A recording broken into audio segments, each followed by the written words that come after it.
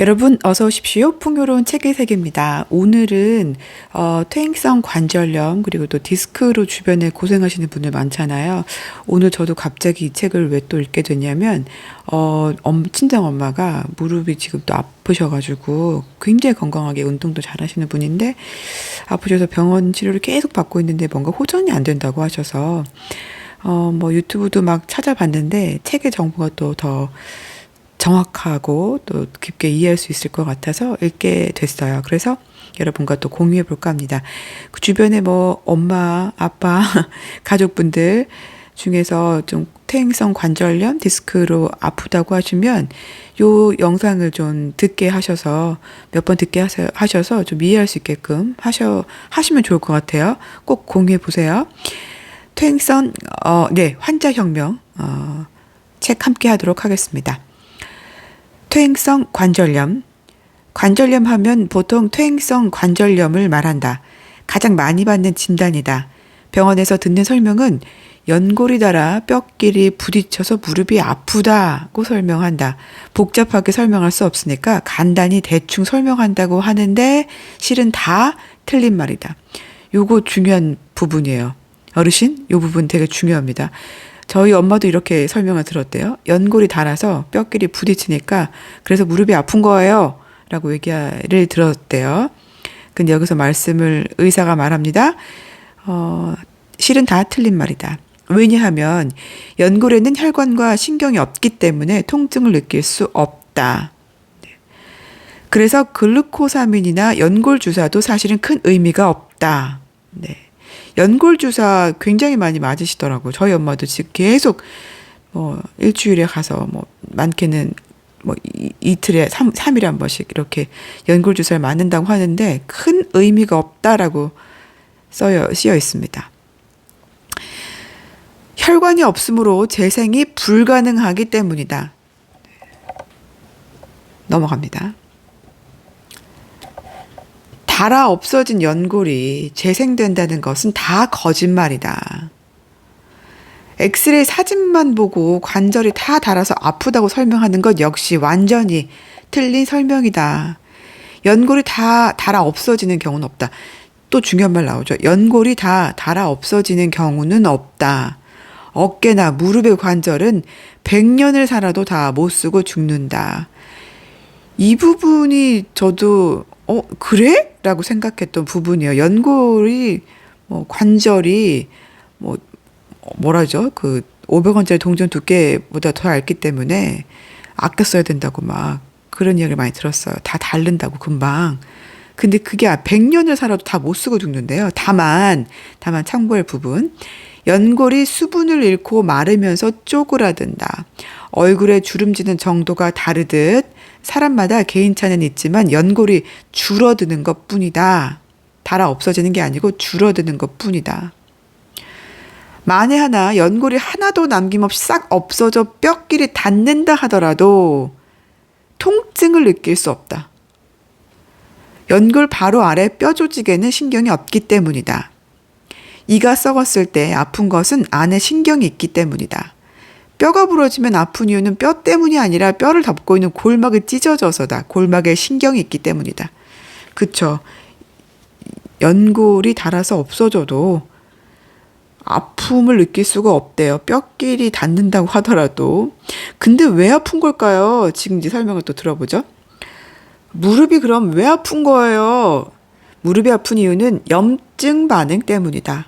엑스레이에 안 나타나기 때문에 모를 뿐이다. 소염진 통제를 처방받잖아요. 우리 무릎 아파요, 관절 아파요, 디스크 아파요. 그럼 소염진 통제 무조건 처방받는데 소염진 통제 먹으면 통증이 감소한 이유가 바로 통증의 원인이 염증에 있기 때문이죠. 그렇죠. 생각해보니까 맞는 말이야. 연골에 어떤 조치를 취한 게 아니라 염증을 낮추는 치료를 했을 뿐인데 통증이 완화된다. 그런데 여기서 문제가 발생한다. 안 아프면 나았다고 생각한다.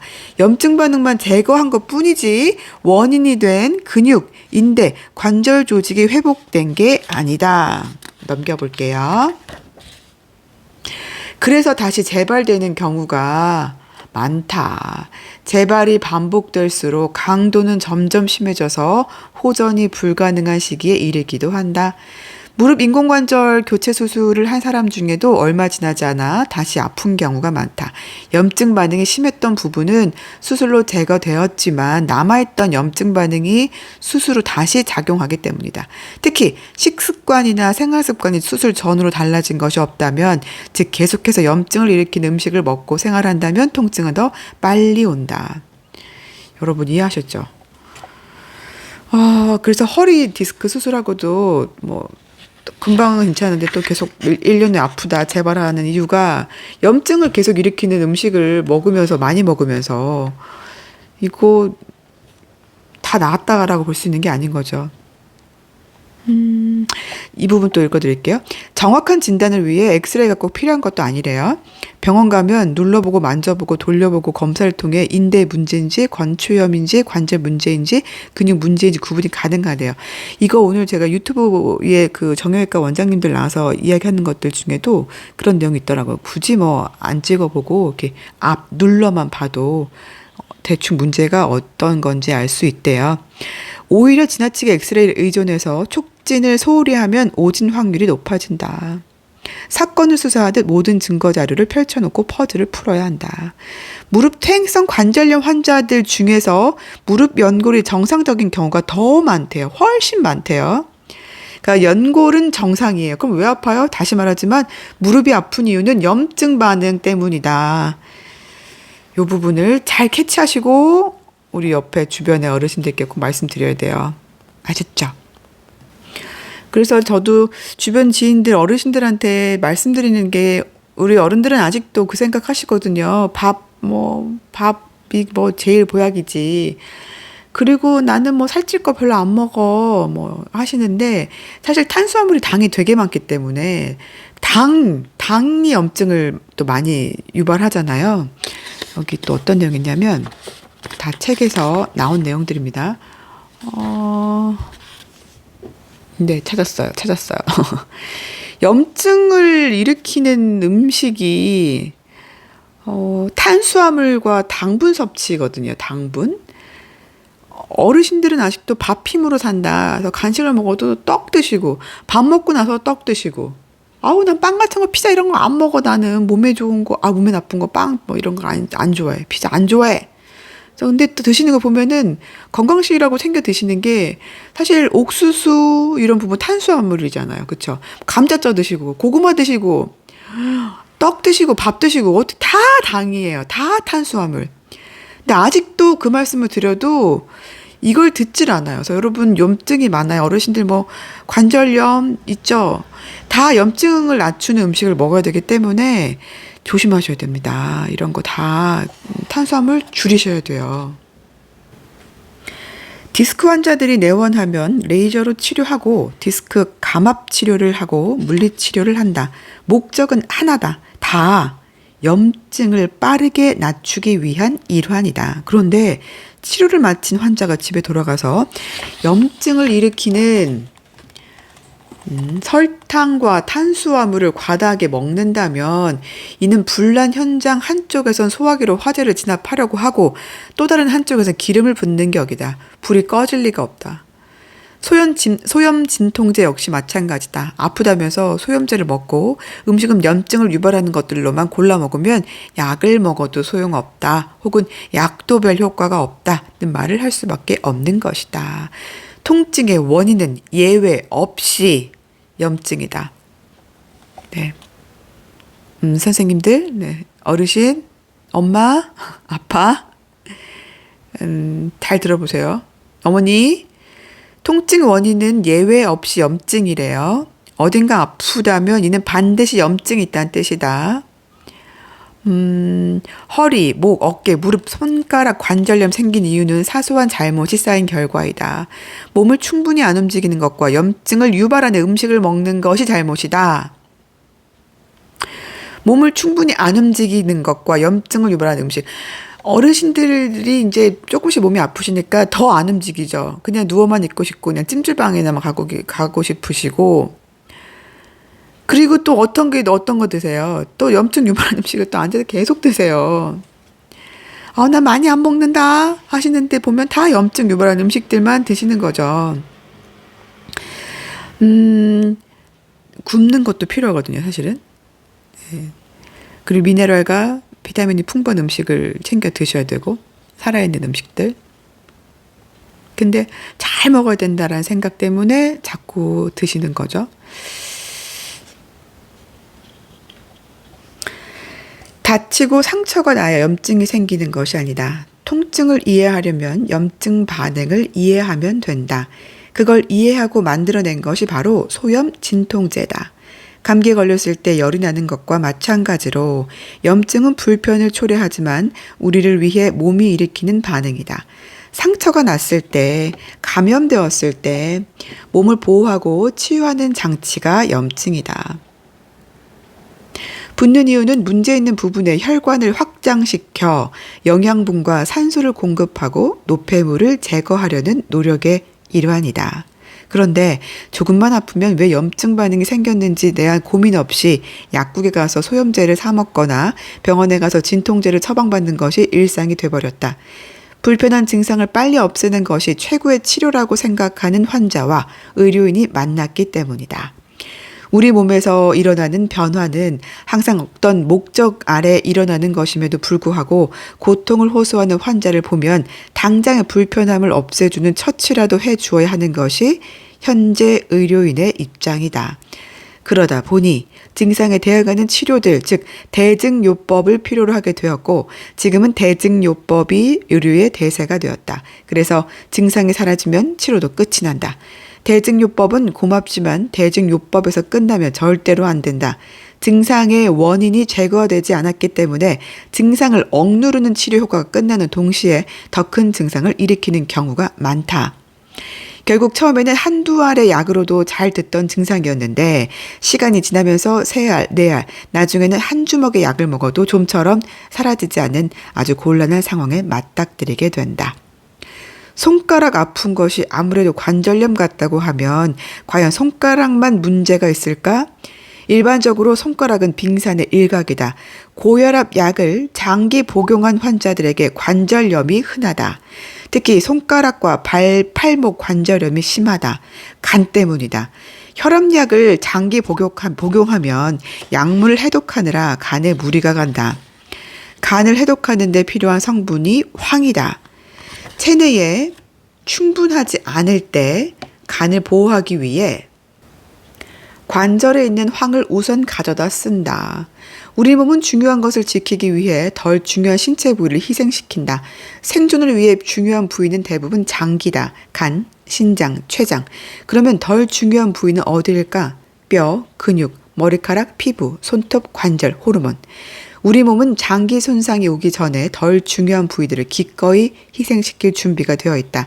손가락은 생존에 절대적으로 필요하지 않다. 아무래도 간보다는 덜 중요하다. 식이유황이 관절염 환자에게 도움이 되는 이유이다. 이해가 되셨죠? 간이 안 좋고, 췌장이 안 좋고, 신장이 안 좋아요. 그러면 얘네를 지키는 게 더 우선인 거예요. 생존을 위해서. 그러니까 좀 덜 중요한 머리카락, 피부, 손톱, 관절, 호르몬 이런 데 근육에서 필요한 걸 먼저 갖다 쓴다는 거예요. 그래서 간을 보호하기 위해 관절에 있는 관절이 간보단 덜 중요하니까 황을 우선 갖다 쓴다는 거죠. 그러다 보니까 손가락 관절도 안 좋고 손목, 팔목 다 안 좋고 이렇게 되는 겁니다. 그러나 혈압약을 끊을 수는 없기 때문에 진통제가 추가로 처방된다. 하지만 진통제도 조심해야 한다. 문제를 가장 많이 일으키는 약물 중 하나이기 때문이다. 진통제를 막 먹으면 안 되겠네요. 그렇죠?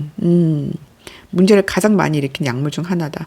주로 급작스러운 심장마비 예방을 위해 혈압약을 먹기 시작했는데 혈압약 때문에 진통제를 처방받아 먹다가 결국은 예방하고자 했던 심장마비로 사망하는 것이다. 자, 다음 허리 디스크. 허리 디스크는 대부분 허리 통증보다는 좌골 신경통으로 나타난다. 매일 아침 허리를 아침부터 계속 쓰기 때문에 허리를 한번 문제가 생기면 조금 나아지는 것 같다가도 쌓이고 쌓이다 참을 수 없을 만큼 극심한 통증으로 발전하기도 한다. 엑스레이나 MRI는 진단에 도움이 안 된다. 이것도 몰랐던 사실이죠. 압박골절이나 악성 종양 또는 척추 결핵을 구분해내기 위해서라면 모를까. 반드시 필요한 검사는 아니다. 그래서 우리 주변에 남편들 특히 이제 허리 아프다는 사람들 많은데 얘기해도 잘 안 됐잖아요. 이 영상을 반드시 좀 듣게 하세요. 운전할 때라도. 척추암은 매우 드물대요. 그러니까 검사가 필요로 하는 MRI 검사, 엑스레이 검사를 필요로 하는 척추암은 매우 드물어요. 일반 개원의에는 평생 한 번도 구경하기 어렵고 여기 책을 쓴 의사 역시도 척추 결핵을 딱 한 번 봤을 뿐이래요. 그리고 굳이 MRI가 아니어도 가족력이나 과거 병력을 통해 미리 짐작할 수 있기 때문에 의심 가는 경우에만 검사해도 되는데, 하지만 허리 디스크 환자들은 기념사진 찍듯이 흔하게 MRI 촬영하죠. 저희 남편도 마찬가지. 허리가 아플 때 병원 가면 꼭 촬영하죠. 문제는 MRI와 같은 검사들이 오히려 올바른 진단을 방해한다는 거예요. 심하게 말하면 환자한테 수술을 팔아먹기에 좋은 도구로 전락하는 경우가 많다.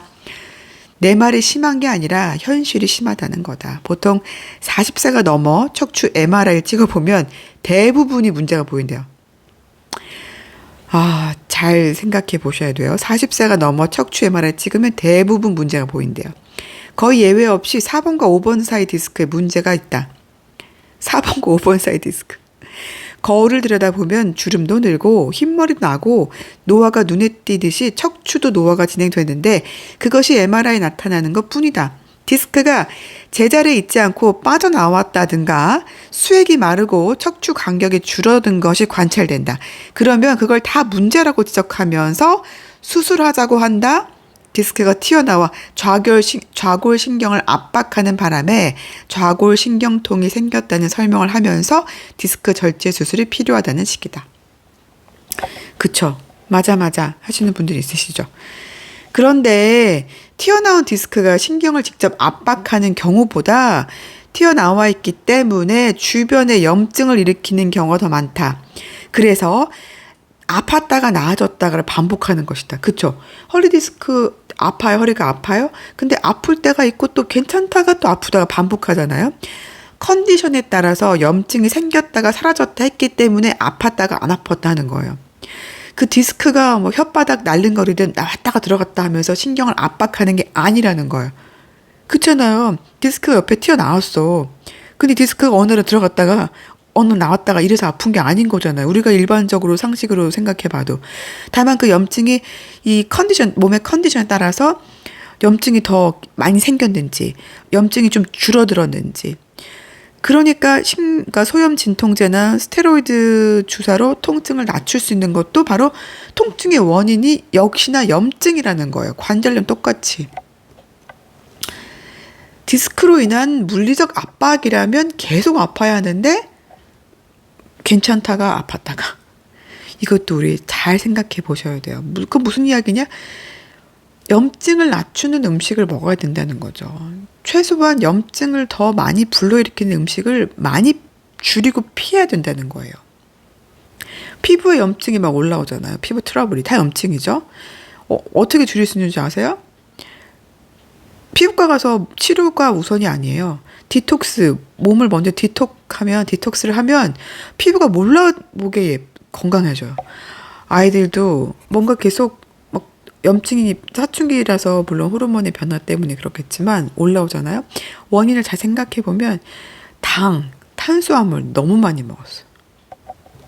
거기에 이제 기름진 거. 자, 허리 수술을 해서 나아지는 경우는 10에서 15%에 불과하다. 성공 확률이 너무 낮다. 환자들은 70에서 80% 좋아진다는 설명을 듣지만 단기적인 효과에 그친다. 90%는 1년 후 통증이 재발한다. 맞아요. 저희도 경험해봤습니다. 남편이 시술을 했는데 1년 후에 또 재발하더라고요. 게다가 척추수술 환자 중 1%는 마취사고로 사망하거나 중증 합병증이 생겨 평생 가는 장애를 얻기도 한다. 수술 실패가 얼마나 흔한지 잘못된 허리 수술 증후군이라는 진단 코드가 있다.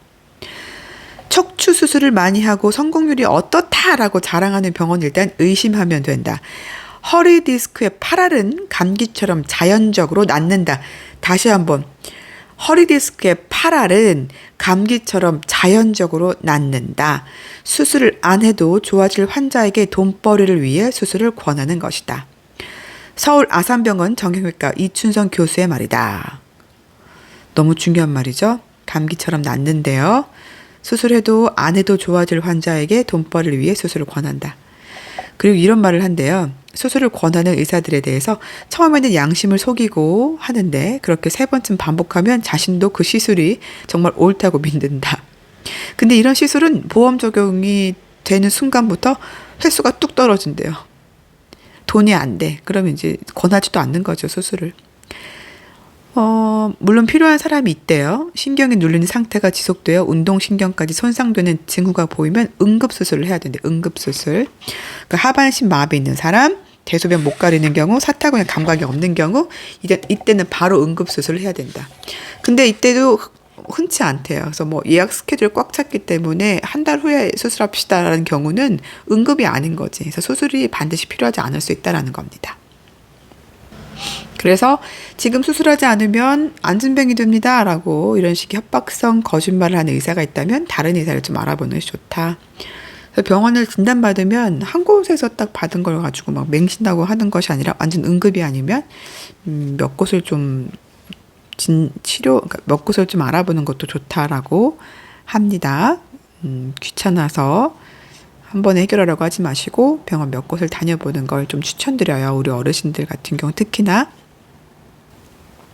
자, 그리고 또 중요한 이야기 나옵니다. 요통의 90%는 긴장성 근육 경련이 원인이다. 나이 들면 복근이 약해지고 허벅지 뒤쪽에 있는 햄스트링 근육이 유연성을 잃는데 그러면 허리 근육이 혼자서 기립 자세를 유지하기 어렵기 때문에 무리가 되죠. 그래서 근육 경련을 일으키는 경우가 많다. 여기에 스트레스까지 가중되면 허리 근육이 더 긴장해서 요통은 더 심해진다. 허리 근육이 만성적으로 지나치게 긴장되어 있다면 디스크가 받는 압력이 올라가 디스크의 퇴행이나 돌출을 일으키기도 한다. 이때 MRI를 찍으면 디스크의 돌출된 모습이 보이기 때문에 디스크가 범인으로 몰리는 것이다. 하지만 디스크는 원인이 아닌 결과일 뿐이다. 따라서 수술로 디스크만 잘 잘라내면 된다는 발상은 전형적인 대증요법일 뿐이다. 요통 치료는 반대로 하면 된다. 스트레칭을 통해 햄스트링 근육을 유연하게 만들고 복근을 강화시키면 가장 효과적인 치료인 동시에 예방이 된다. 강한 복근과 유연한 햄스트링을 갖추면 평생 요통으로 고생할 일은 없다. 허리 통증 때문에 고생하시는 분들이라면 정말 이건 강한 복근과 유연한 햄스트링을 위해서 늘 스트레칭 하시고 복근 운동을 하셔야겠습니다. 그쵸? 대부분의 현대인들이 복근은 약하고 햄스트링은 긴장되어 있다. 그리고 염증을 낮추는 음식을 먹어야 한다. 계속 강조하고 있는 말. 염증을 낮추면 사실 뭐 만병통치약이라고 할 정도로 많이 모든 게 다 좋아져요. 저는 경험해 봤으니까 뭐 다이어트에도 염증을 낮추는 게 먼저고 통증, 얼굴, 피부 트러블 마찬가지고 몸의 피부 트러블, 통증 많은 것이 좋아지더라고요. 안에서 불이 났는데 밖에서 끌 수 없다. 요통도 먹을 것부터 점검해야 한다. 염증을 유발하는 과도한 탄수화물과 당분 섭취를 근절해야 한다. 과도한 탄수화물, 당분 섭취. 그러니까 밥을 그럼 먹지 말라는 거야. 먹지 말라는 게 아니라 양을 좀 줄이셔야 된다. 탄수화물 뭔지부터 정확히 아셔야 되고, 그쵸? 또한 수면 부족이나 스트레스도 근육 긴장과 염증 반응을 일으키기 때문에 반드시 제대로 관리되어야 한다. 염증을 낮추는 식이유황, 오메가3, 커큐민과 근육을 이완시키는 길촉은 식이초, 마그네슘도 도움이 된다. 네, 그래서 여기까지 오늘 저희 주변에 있는 관절염 때문에 고생하시고 허리 디스크로 아프다고 하시는 분들, 그리고 또 아직 안 아프지만 우리가 또 계속 생활 습관이 잘못됐기 때문에 아플 수 있잖아요. 나이가 들에 따라서 또 뭔가 또 근육이 약해지기도 하고 미리미리 예방하자는 차원에서 내용을 공유해 봤습니다.